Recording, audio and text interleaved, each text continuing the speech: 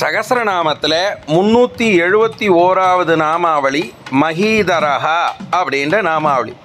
இந்த நாமாவளிக்கு ஆழ்வார் ஆச்சாரியர் பெரியோர் சொல்லியிருக்க விளக்கம் என்னன்னா, பூமியின் சுமையை தாங்குபவர் அப்படின்னு சொல்லி நிறுத்துறா. பூமிக்கு ஏன் சுமை ஏற்படுறது? பெருமாளை நம்பாமல், பெருமாள் சொன்ன சாஸ்திரங்களை நம்பாமல், இதுதான் வழக்கம் அப்படின்னு பூமியினுடைய தர்மத்துக்கு எதிராக செயலை செய்யும்போது பூமியானது பாரமாறுது. அந்த பாரத்தை கூட தன் பக்தன் நன்னா இருக்கணும் அப்படின்றதுக்காக பெருமாள் தாங்குறாராம்.